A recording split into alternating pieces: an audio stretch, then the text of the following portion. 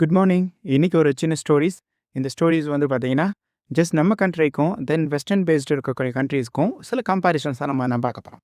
அதில் பெரிய விஷயம் கிடையாது. ஒரு 2, 3 பாயிண்ட்ஸை டிஸ்கஸ் பண்ண போகிறோம்.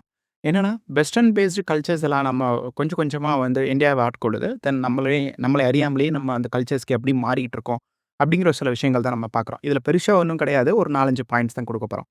எப்படின்னா, வெஸ்டர்ன் கண்ட்ரீஸில் பார்த்தீங்கன்னு வச்சுங்களேன், அங்கே பார்த்தீங்கன்னா குளிர் பிரதேசம் தான் அதிகம். ஸோ குளிரில் அவங்களுக்கு கம்பல்சரி இந்த கோட் ஷூட் போடுறது, தென் லெதர் ஷூஸு, க்ளவுஸு, கேப் இந்த மாதிரி போடுறது தான் அவங்க கல்ச்சர். ஆனால் என்னதான் நம்ம சுட்டறியும் வெயிலாக இருந்தாலும் சரி, நம்ம சரி நம்மளும் பார்த்தீங்கன்னா நம்மளை அறியாமலேயே திருமண கோலங்களில் பார்த்தீங்கன்னா கோட் ஷூட் போட்டு அணிஞ்சு தான் நம்ம வந்து பண்ணுறோம். அது ரிசப்ஷனாக இருக்கட்டும், இல்லை பெரிய ஃபங்க்ஷனாக இருக்கட்டும், இதிலலாம் அது என்னமோ தெரியல. ஆனால் இதெல்லாம் நம்ம கல்ச்சர்ஸ்க்கு, நம்ம கண்ட்ரியோட இருக்கக்கூடிய தட்பவெப்பநிலைக்கு அது கொஞ்சம் அடிஷ்னல் தான். ஆனால் நம்மளுக்கே தெரியாமல் அதை நம்ம மாற்றி கொண்டு வந்துகிட்ருக்கோம்.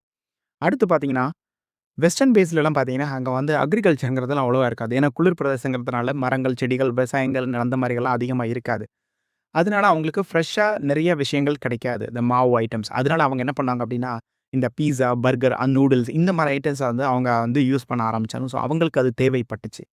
ஆனால் நம்மக்கிட்ட பார்த்தீங்கன்னா, ஒரு கல்யாண வீட்டுக்கு போனீங்கன்னா, இலை நிறைய, வாழை நிறையா போட்டு ஃபுல்லாகவே மெனு இருக்கும். அவ்வளோ மெனு ஐட்டம்ஸ் இருந்து நம்ம சாப்பிடக்கூடிய விஷயம் இருந்தாலும், நம்மளும் இந்த ரூ. 400 ரூ. 500 பீட்சா, பர்கர் அப்படின்னு தான் நம்ம போய்கிட்டு இருக்கிறோம். இதுவே நமக்கே தெரியாமல் இது நம்மளை கண்டிப்பாக ஆட்கொண்டது அப்படிங்கிறதும் தெரிஞ்சுக்கணும். அதே மாதிரி பார்த்தீங்கன்னா, அவங்களுக்கு நான் முதல்ல சொன்ன மாதிரி தான். அவங்களுக்கு ரெகுலர் வெஜிடபிள்ஸே கிடையாது. எங்கோ இருந்து வரணும். வேறு கண்ட்ரீஸில் இருந்தால் உள்ள எக்ஸ்போர்ட், இம்போர்ட் பண்ணணும். அதை அவங்க வந்து ஸ்டாக் படுத்து வச்சுக்கணும். தட் மீன் அவங்களுக்கு ஃப்ரீசர் அந்த மாதிரிலாம் தேவைப்படும். ஆனால் நம்மளுக்கு அப்படி கிடையாது. டெய்லி ஃப்ரெஷ் காய்கறி கிடைக்கும். நம்ம சுற்றியே எல்லாமே கிடைக்கும். ஆனாலும் பாருங்கள், நம்ம என்ன பண்ணுறோம், ஒரு வாரத்துக்கு காய்கறி வாங்கி வச்சு அதை ஃப்ரிட்ஜில் தூக்கி சேவ் பண்ணி வச்சுக்கிறோம். அவங்க கல்ச்சருக்கு, ஐ மீன் அவங்களோட நிலைக்கு, அவங்களோட என்விரான்மெண்ட்டுக்கு அது கரெக்ட். அவங்க எடுத்து சேவ் பண்ணி வச்சுக்கலாம். ஏன்னா அவங்களுக்கு ரெகுலராக கிடைக்காது. டெய்லி போய் அவங்களால வாங்க முடியாது. பட் நமக்கு அப்படி கிடையாது. டெய்லி கிடைச்சாலும் நம்ம என்ன பண்ணுறோம், வாங்கி ஸ்டோர் பண்ணி ஃப்ரிட்ஜே லோட் பண்ணி வச்சிடுறோம். அதே மாதிரி அவங்க அவங்க சைடில் பார்த்தீங்கன்னா, இயற்கை மூலிகை சம்மந்தப்பட்ட ஆயுர்வேத மருந்துகள் அந்த மாதிரிலாம் அங்கே கிடைக்காது. அதனால என்ன பண்ணாங்கன்னா, அவங்க வந்து மிருகங்களோட சதையில் இருந்து தயாரிக்கக்கூடிய மருந்துகளை தான் அவங்க யூஸ் பண்ணுவாங்க. ஆனால் நம்ம கண்ட்ரியில் சொல்ல வேணா, சித்த மருத்துவம் இருக்குது, ஆயுர்வேத மருத்துவம் இருக்குது. அதாவது பின்விளைவுகள் வராத அளவுக்கு இருக்கக்கூடிய நிறைய மூலிகை மருத்துவங்கள் இருக்குது. இருந்தாலும் நம்ம என்ன பண்ணுறோம், மாமிசம், இறைச்சி அது சம்மந்தப்பட்ட மருந்துகளையும் இன்னும் நம்ம யூஸ் பண்ணிட்டு தான் இருக்கிறோம். நம்மளுக்கே தெரியாமல். இதெல்லாம் வந்து வெஸ்டர்ன் பேஸ்டு இருந்து தான் நம்மளுக்கு வந்திருக்கு. அதுக்கப்புறம் பார்த்திங்கன்னா, தானியங்கள். கண்டிப்பாக அவங்களோட கிட்ட பார்த்திங்கன்னா, யூரோப்பியன் கண்ட்ரீஸில் அவ்வளோ தானியங்களும் கிடையாது. அவங்களோட அந்த மலைகள், பனிமூர்ந்தங்கள் இதிலலாம் அவ்வளோ கிடைக்கவும் கிடைக்காது. அதனால என்ன பண்ணால் அவங்களுக்கு வந்து அவங்களோட உடம்பு சூடு கொடுக்கணும்.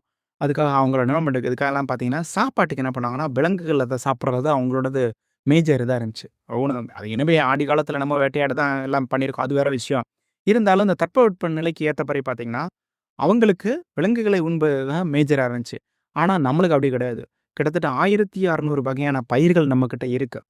இருந்தாலும் சுவைக்காக நான்வெஜ்ஜுன்னு எடுத்துக்கிறோம். கோழி, ஆடு, மாடு இன்னும் சில பல எல்லாரும் அதை எடுத்துக்க மாட்டாங்க. பட் இருக்கு. அடுத்தது அவங்க ஊர்லலாம் பார்த்தீங்கன்னா, அந்த பால், லஸ்ஸி, ஜூஸு இந்த மாதிரி ஐட்டம்ஸ்லாம் பார்த்தீங்கன்னா, ரொம்ப ரேர்.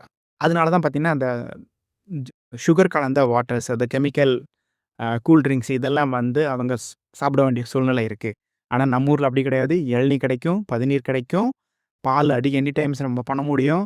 அதே மாதிரி லஸ்ஸீஸ் கிடைக்கும். இந்த மாதிரி இயற்கை பண்டங்கள் என்னதான் இருந்தாலுமே நம்ம என்ன பண்ணுறோம், நேராக போய் சூப்பர் மார்க்கெட்டில் கரெக்டாக அந்த ஃப்ரிட்ஜில் அந்த கூலிங்ஸில் வச்சிருக்கக்கூடிய அந்த கலர் கூலிங் ஸ்பாட்லாம் வாங்கி தான் நம்ம கொடுப்போம். இதெல்லாம் நம்ம சைட்லேருந்து வந்தது கிடையாது.